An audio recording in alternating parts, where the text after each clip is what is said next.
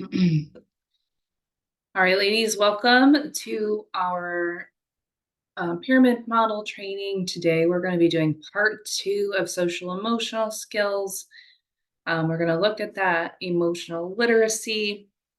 So, just as a reminder, a little bit of background information.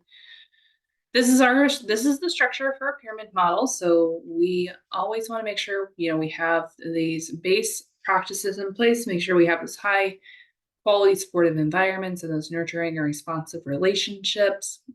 We will teach social emotional skills to all of our children, but for some of our children, they will need a little bit more of that targeted social emotional support.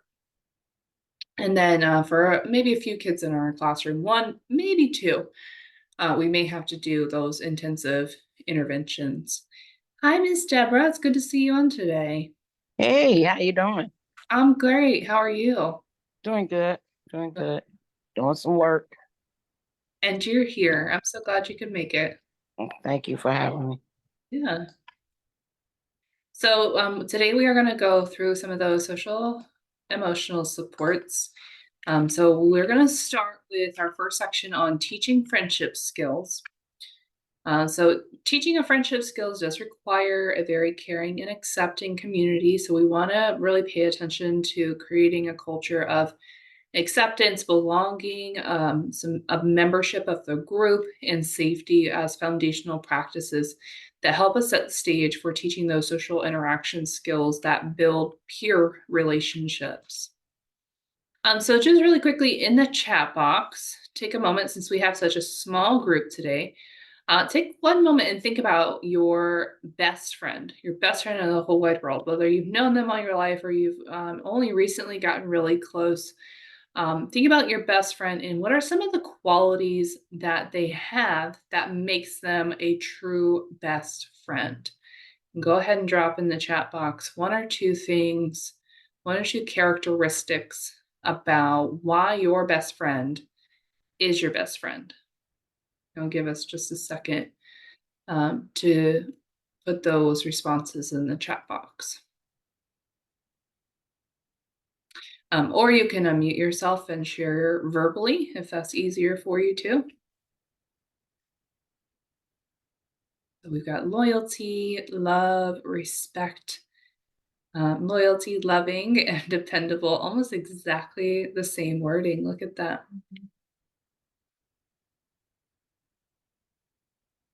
And Miss Norley said patient, sensible, and loyal. Loyalty seems to be a very common one with all of your responses.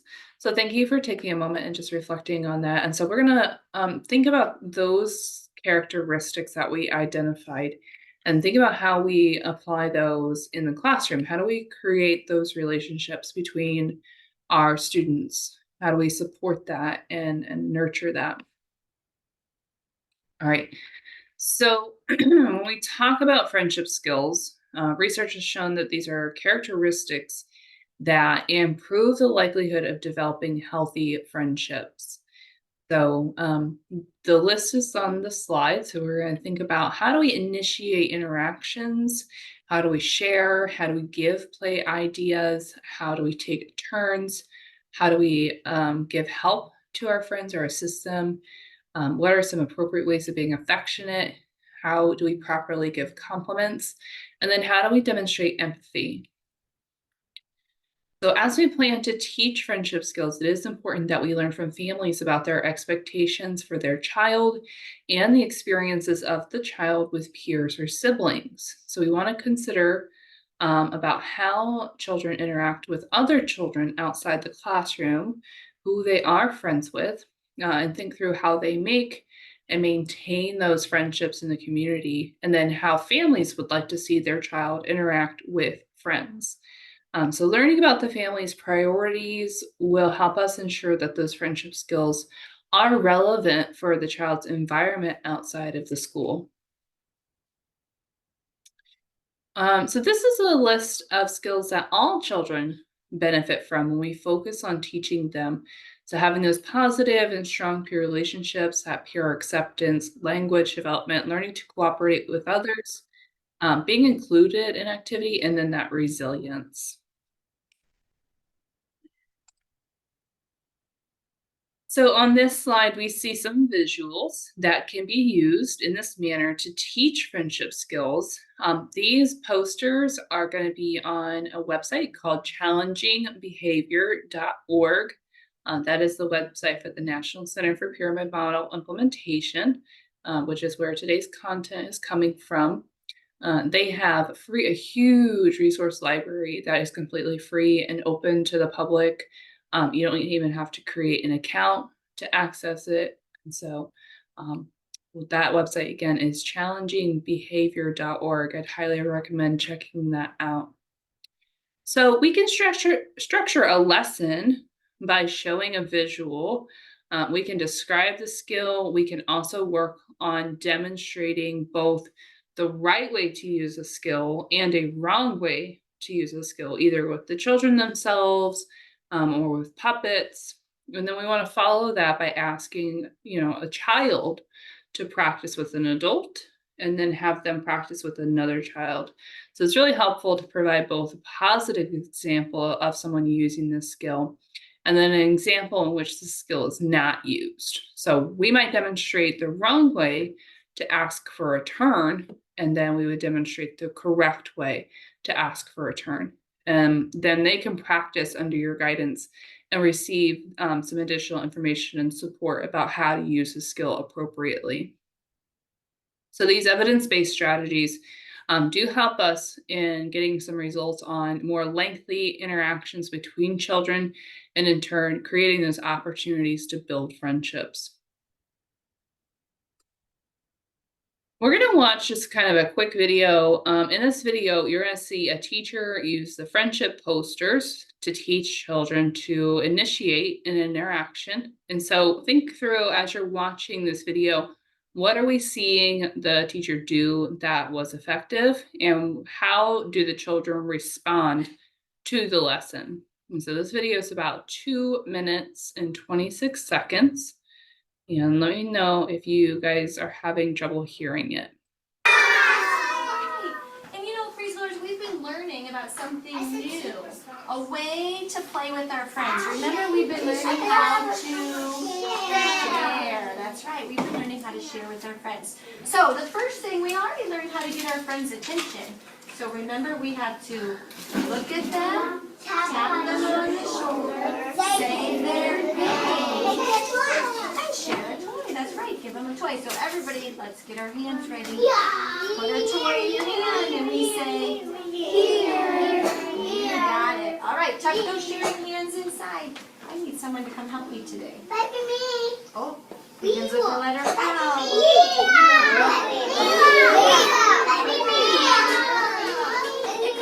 Who else begins with an L? Lucy and Leon. Good thinking.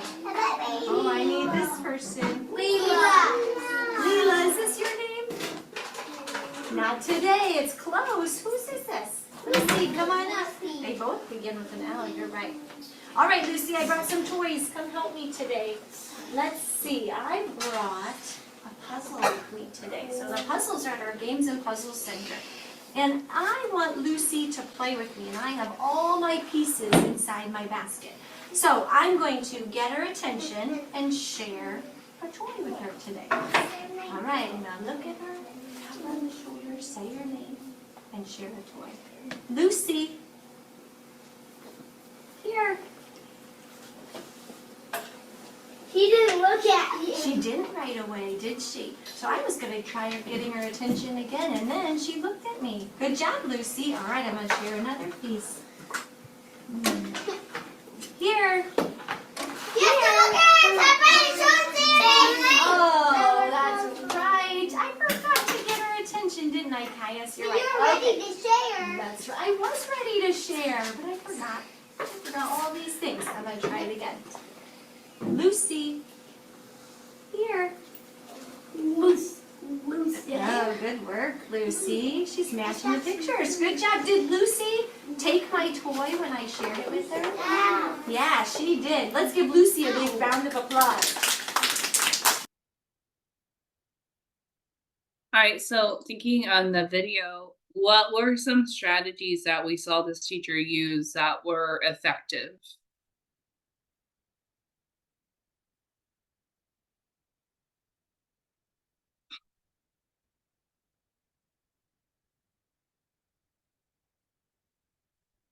And you can either put your response in the chat box, or you can unmute yourself.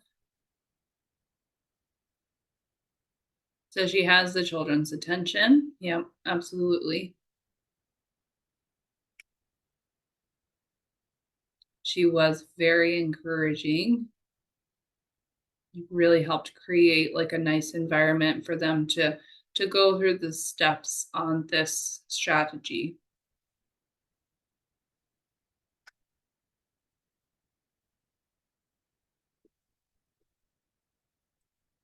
Right. The kids were really engaged. They were excited about the lesson. Yeah, I mean, we see all of these kids are sitting down. They're all facing forward, paying attention and engaged with the lesson plan here, which is really nice. Thanks, Miss Deborah. So, she goes through the exact steps of, what it takes to share the toy with a friend. She does get everybody's attention and nice environment, expectations. Yeah. Repeated positive remarks that the other children made. Yeah. And this is a classroom job.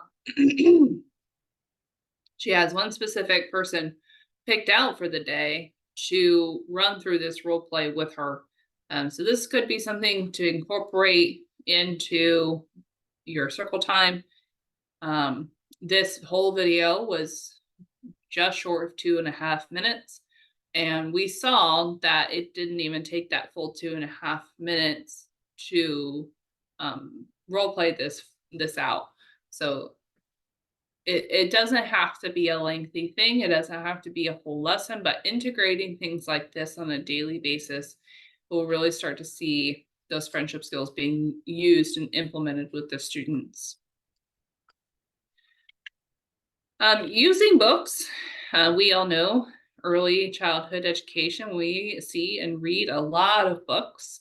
And so using books is also a great way to teach those social emotional skills, like how to be a friend. So this slide shows steps and strategies on how to use a book to teach targeted skills. There is a searchable list of books on the National Center for Pyramid Model Implementation's website at challengingbehavior.org. The link is right there, and we'll be sending that link out with a PowerPoint from today's session as well. So, select a book. Think about those reflective questions before you go into your classroom and read the book, and then expand that book into other activities. So how are we going to integrate it into our art? How are we going to integrate it into blocks, dramatic play, all the rest of our day as well? So each of the activities on this slide is going to be helpful in promoting friendship across the day. So there is a huge importance for children having roles to promote friendship. And so here's several examples on embedding opportunities to practice friendship skills in the classroom. So first, we may have a student identified to be our greeting or our goodbye helper. And they're going to help establish a daily routine that children use to greet one another, either when they're arriving first thing in the morning or when they're departing at the end of the day. And we want to also provide children with choices on how they want to greet their peer. So we're going to give a high five, we're going to smile, are we going to do an elbow hello? Those are always really fun. Peer statues. So these are laminated photos with binder clips that can be used to identify various routines in a day. So during group time, the statues might be used to role play social skills. They can also be used for conflict resolution, to teach the problem solving steps. They can also be used to act out social stories and they can be used in the block area when the children are playing with the blocks, or maybe even in the dollhouse.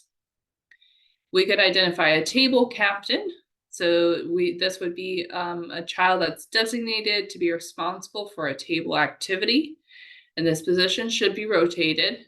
So small groups or snack time or meal time are appropriate routines to embed this opportunity. The role of the table captain might include handing out some requested markers, doing a feeling check-in, having the table captain determine what the other peers will do with the materials on the table. So for example, today we're going to sort the bears by colors. Or the table captain can pass out materials that are needed to complete a shared project or building task. And then buddy bins. These are bins that have materials, toys, or activities to promote peer interactions between two children. And so upon arrival or small group or center time, these are appropriate routines to offer buddy bins. They can be presented as a choice during center time, or could be provided to children as an activity to complete with a peer. So as we know, daily routines are an optimal time to teach and practice skills, including friendship skills. Many of these routines provide children with an opportunity to engage in back and forth social interaction. And so one peer is giving or asking for an item, while another peer is taking or giving an item. This is a video illustrating an arrival routine with a greeter who's been assigned to greet and ask a question of the day as the children arrive in the classroom. So this embeds that peer-to-peer social interaction. And this video is about 24 seconds long. So we're going to watch it just real quick. And as we observe the video, think about ways you might use this or strengthen this activity.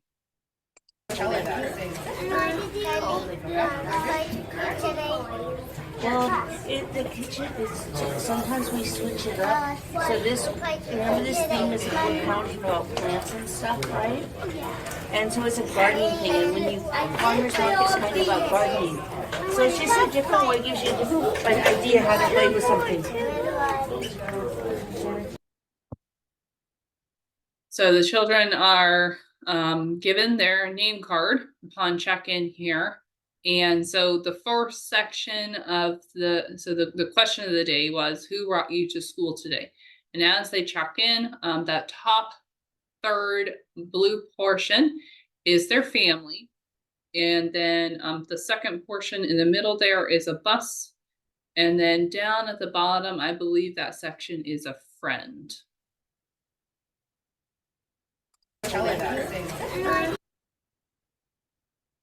All right, so research tells us that in order to develop friendship skills, interactions have to be reciprocal. So that means it goes back and forth. It has two dimensions. And initially, when children need to be responsive, they're going to make social bids of their peers in the classroom. So we just saw that in the video we just watched. And so patterns of social interaction are also characterized by the length of the interaction. So this means that friendships usually result from that lengthy exchange or more frequent episodes. Friend versus non-friend play have indicated that social play with friends is characterized by more positive affect, higher levels of social interactions, and more effective forms of conflict management. So as we develop the structure for routines and activities in the classroom, we want to consider how we can support children in having multiple back and forth exchanges with their peers. So at least one friend promotes, one reciprocal friendship promotes that important social emotional outcome. And so children with more reciprocal friends have higher levels of that social competence, and friendships are characterized by more socially competent play than with non-friends. So each one of these strategies we're going to look over in the next couple slides. So ways to increase those exchanges and social partners. So peer buddies, dramatic play, and collaborative play. So a peer buddy system is a great way to really help increase that social interaction and appropriate play among children in the classroom. Peer buddies can help their friends make transitions, remember rules and procedures of routines. They will join in play with their peer buddy and get their peers' attention. So it's a nice way to have children get experience in learning how to play together, how to compromise, and ways to teach others how to play with toys. When we use a buddy system, we do want to make sure that we do this right before center time and have each child paired with another child for an activity lasting a limited time period. So that might be, 10 minutes.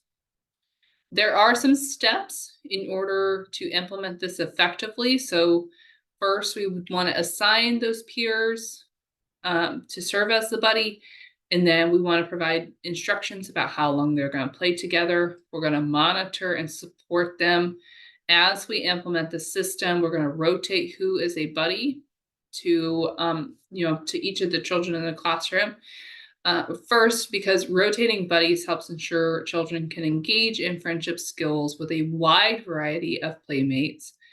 And rotating helps avoid buddy burnout.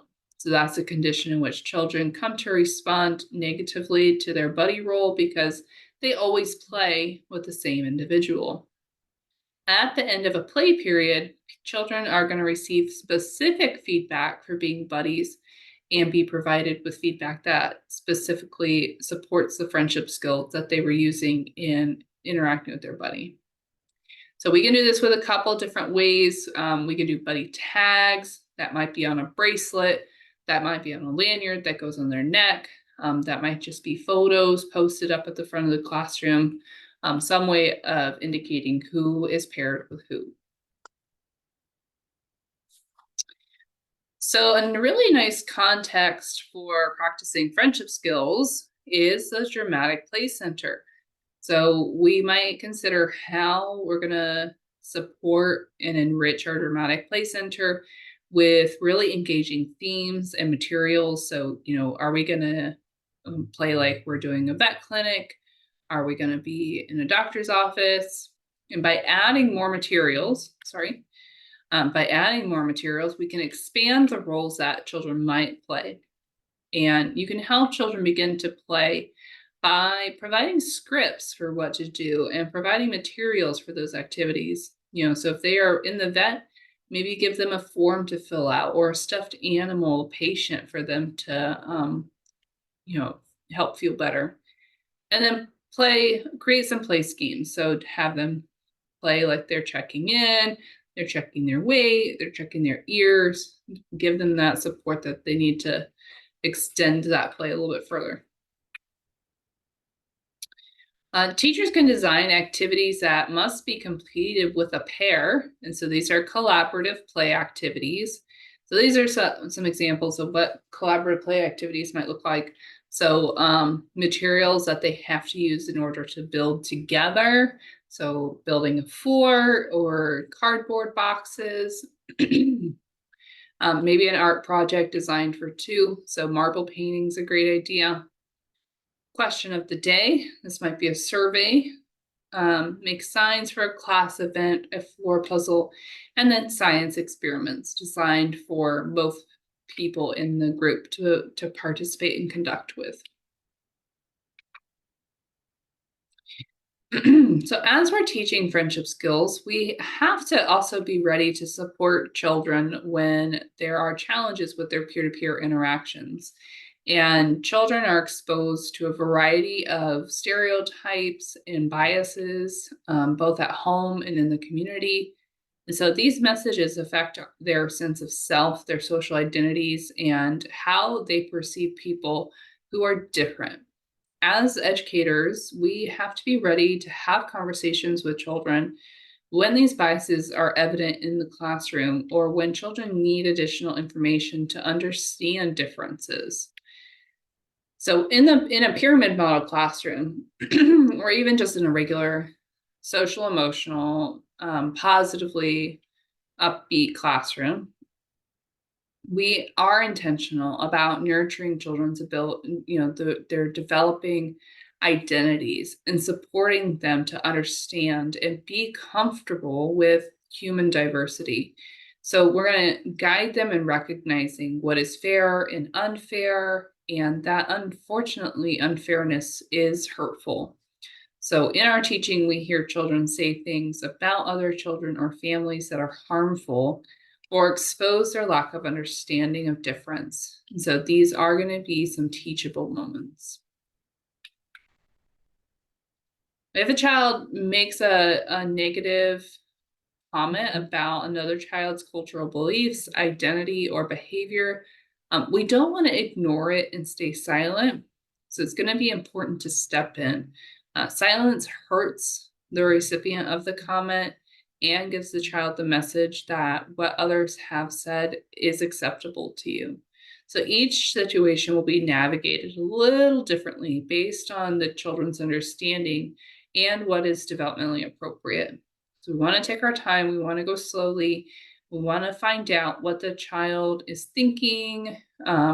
We want to listen to them and ask questions, make sure we pay attention to the ideas being expressed. We do want to counter the misinformation or misunderstandings with the truth by providing accurate information that matches the child's developmental level of understanding. So offer only as much information as might be needed in a situation so the child is not overwhelmed or feels like they're being punished. If there's a situation or incident that makes you believe that there is work to do with all of the children, we might reflect on that incident and plan a learning activity for the whole group. So we're going to, point out what is fair and unfair, and why the action might be hurtful or unkind. All right. Does anybody have any questions so far?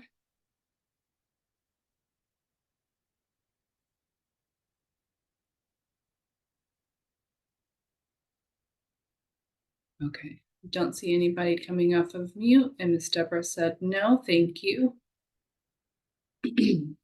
So this slide is the behaviors that might be observed when a friendship skill has been learned, and they are using it well in multiple situations and multiple environments. So we call that maintenance and generalization. For maintenance and generalization, we teach a skill, we practice a skill, we give them opportunities to practice it in different scenarios, in different environments, in different situations, but we still continue to have to practice it. And so, because we showed them what the skill looked like, we told them about it, they get the opportunity to practice, and then they got it. But if they don't continue to practice it, then they're going to lose that skill. So we want to continue to practice that skill even after they show that they know it well. And so these are some examples of some things we might use to promote those friendship skills.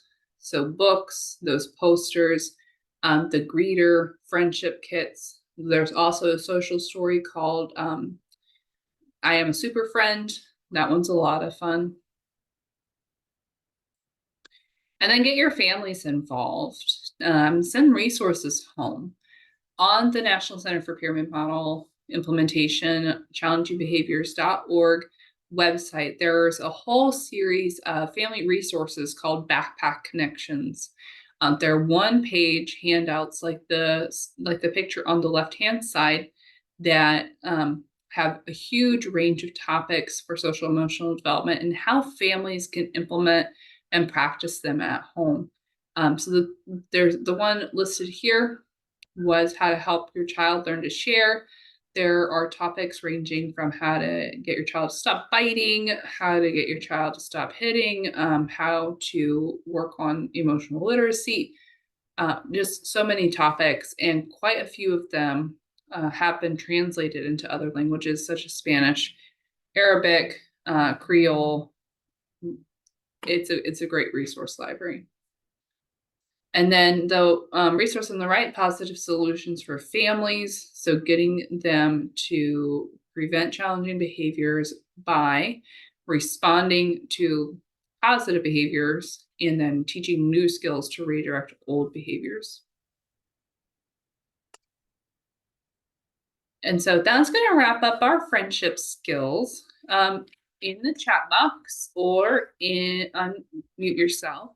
What is one friendship skill that you are working on with your students in your classroom right now?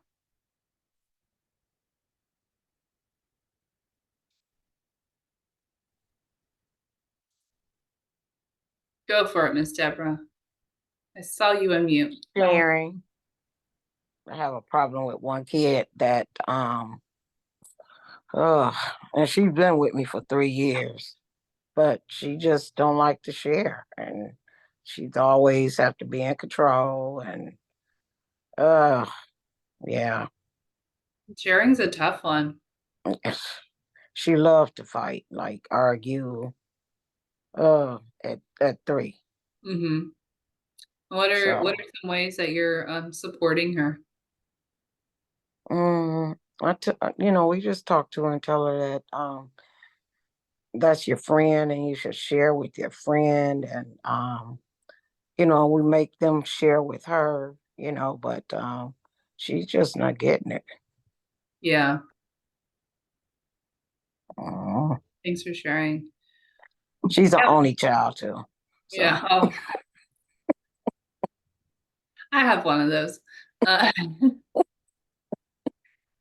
Yeah, I mean, puppet play has been really successful for a lot of teachers to teach sharing.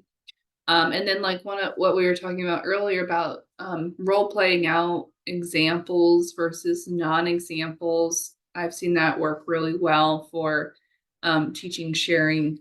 And then even partnering her up with a buddy who is really good at sharing might be a third strategy to try out. Miss Gloria said, sharing and waiting for their turn. Okay. And Miss Casey said, communication. She's constantly working on encouraging her class to use her words instead of stomping their feet and grunting in anger or frustration. Okay. I think that we will address that part of it, Miss Casey, here in our next part of today's training when we go through emotional literacy. That is really helpful to get them to label their feelings so that they can better regulate them. And so with that, we are going to shift into teaching emotional literacy for the second portion of our training today. Miss Norley says she has a 1-year-old, smart, demanding, gives responsibilities, keep her busy, talk a lot with her, ask her questions, like her to breathe, to calm her body. Oh, wow. How amazing. At 1 year old already. Good job. Okay. So with emotional literacy is the ability to be able to identify, understand, and respond to emotions in oneself and others in a healthy way. So what are some of the emotions you guys see being expressed in your classrooms? I think Miss Casey said she was seeing some anger and frustration. What are some other feelings that you guys are seeing in your classrooms?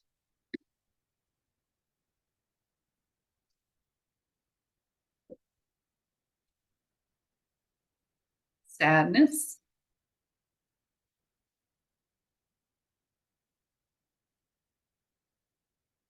Same. Okay. So when it comes to emotional literacy and when we want to teach these skills and these feelings in our classroom, it is going to be really important to have a balance of both positive and negative emotions that we're teaching, because excited can cause just as many challenging behaviors as anger or sadness. And so they still have to be able to recognize excited in themselves before they can regulate it appropriately. So just keep that in mind when you're working with your students in your classroom. Make sure you're teaching a balance of both positive and negative directions, positive and negative emotions. So, some of the things we know about children who have a strong foundation in emotional literacy. Um, these children who don't learn how to use emotional language have a hard time labeling and understanding their own feelings, as well as accurately identifying how others feel. And so, children who do have very strong emotional literacy skills tend to have greater academic achievement, are more focused, are healthier, less impulsive, have more friends, are less lonely, tolerate frustration better, engage in less destructive behavior, and typically get into fewer fights. And so there's some research that children who have acquired a strong emotional foundation have the capacity to anticipate, talk, and use their awareness of their own and others' feelings to better manage everyday social interactions.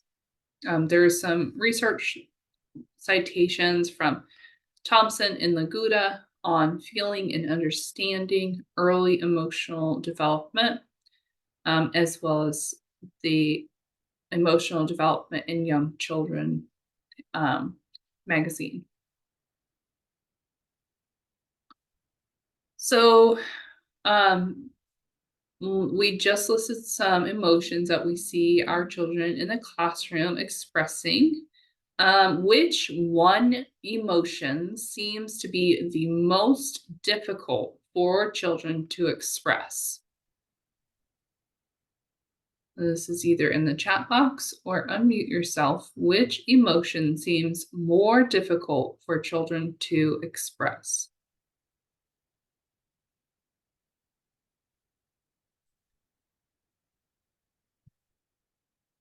Frustration. Yes.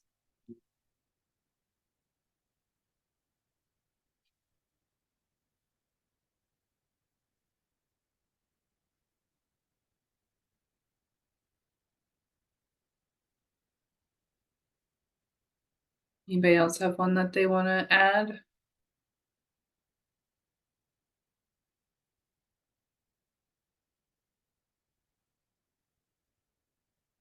Anxiety. Anxiety is a tough one.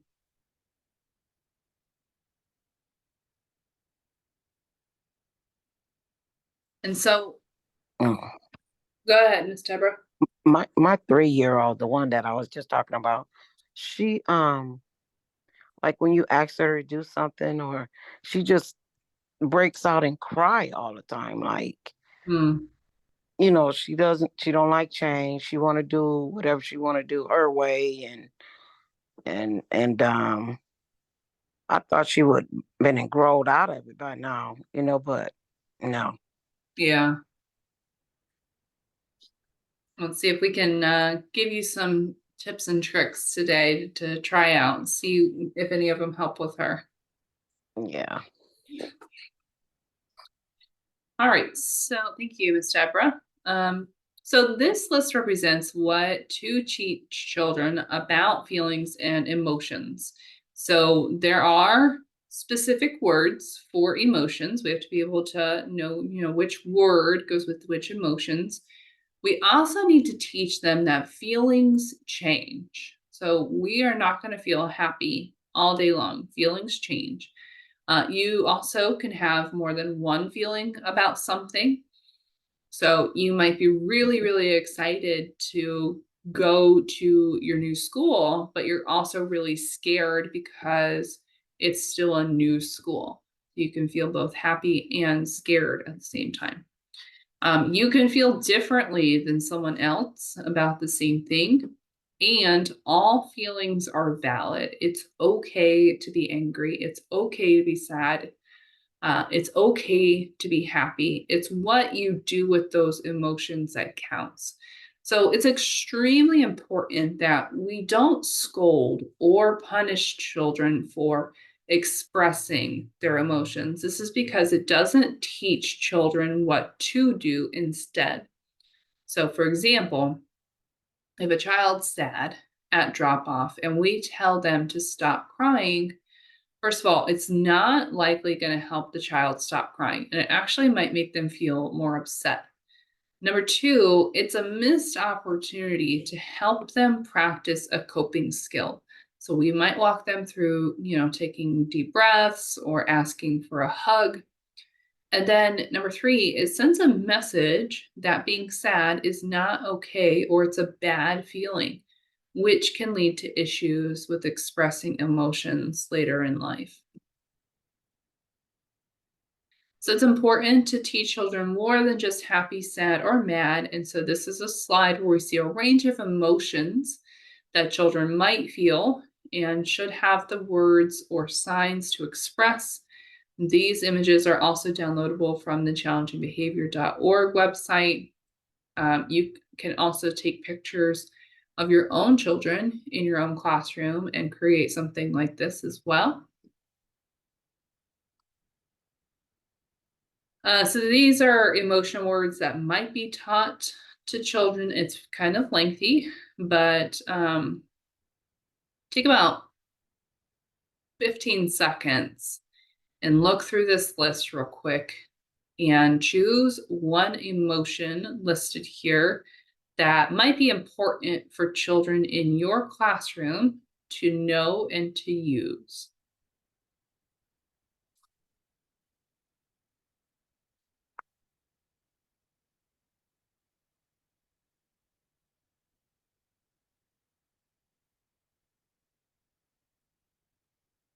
And go ahead and put your response either in the chat box or unmute yourself. Yeah, I can repeat. So the direction was look through this list of possible feeling words and choose one that you think would be important for children in your classroom to know and to use. So be feeling gentle, feeling safe, feeling capable.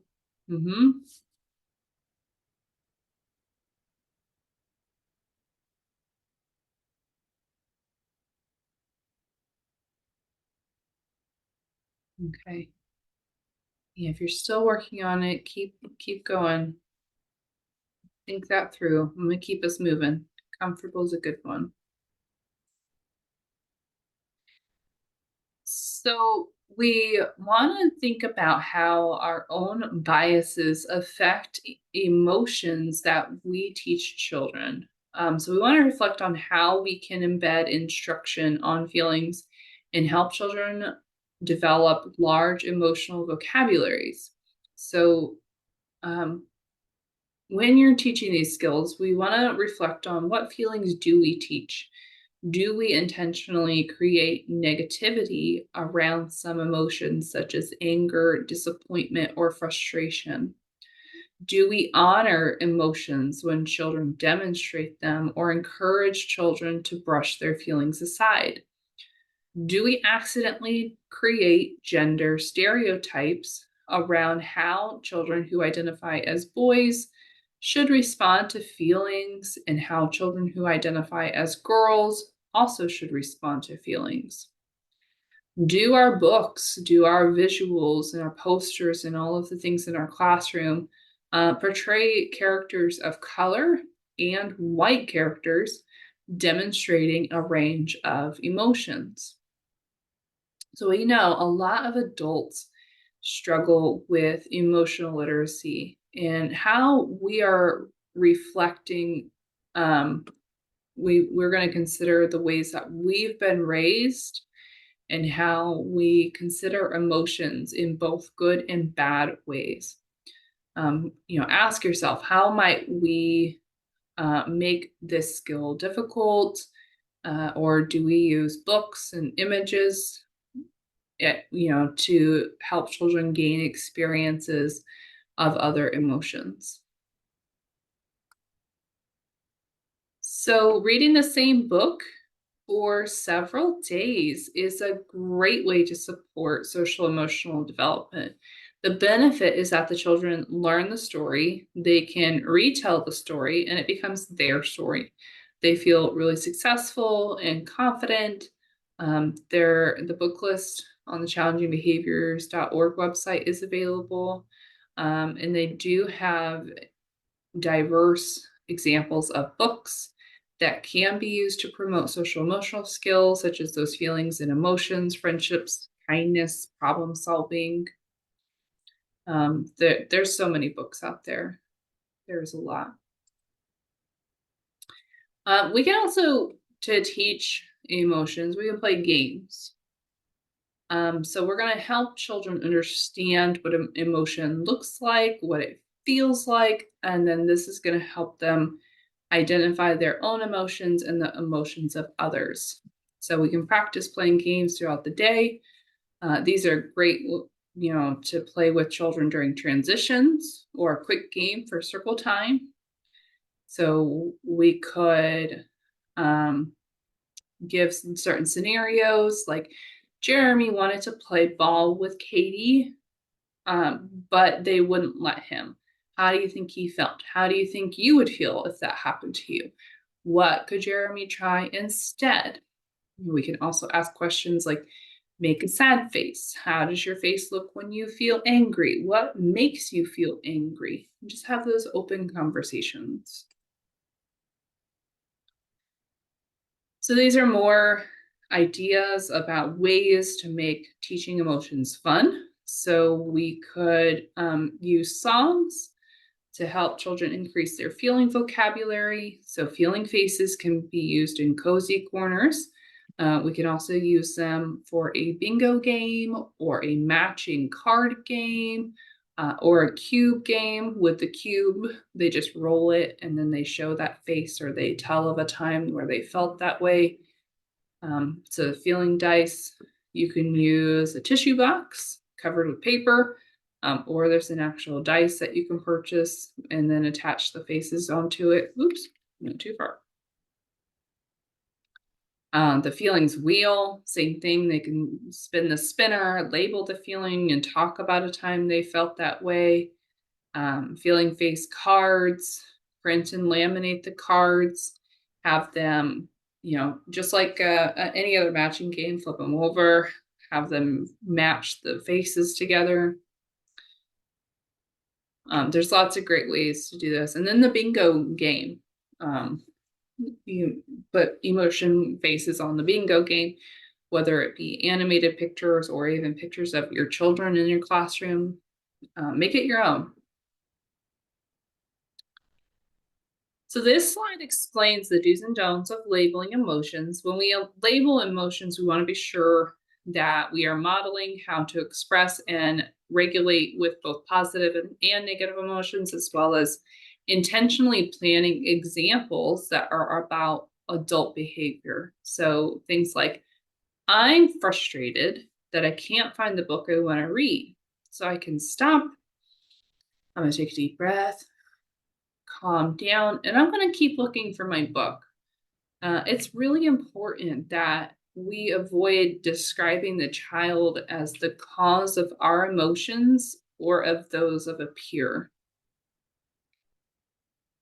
So here's an example of how we can intentionally plan an opportunity for children to practice labeling their emotions every day. So embedding that routine within the morning arrival.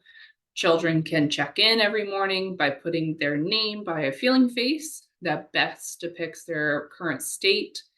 They can be encouraged to change their feeling faces throughout the day as their feelings change. Adults can participate by putting their face next to a feeling and also changing theirs throughout the day. The teachers can talk about how their feelings change as they change their feeling faces to help children understand that feelings can change many times a day. This is going to be a quick video. It's a 53-second video. We're going to watch the video. Sorry. In this video, we're going to observe children playing in the dramatic play center. There's a social conflict. We're going to note that the adult is assisting the children in identifying that there's a problem. When they assist, they look at the peer's face, they note the body position. And so as we watch this video, just think through how the teacher uses the practices here and how could the use of the practice be improved.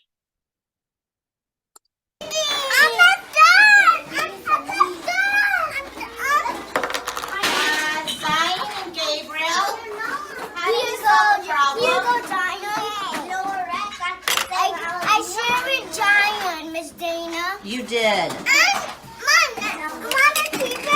Zion, look at Gabriel's face. How do you think he feels? Sad. How do you know he feels sad? Because he wants to find a solution.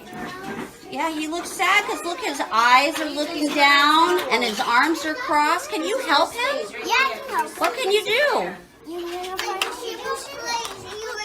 Nope. Ask him, maybe he wants a hug.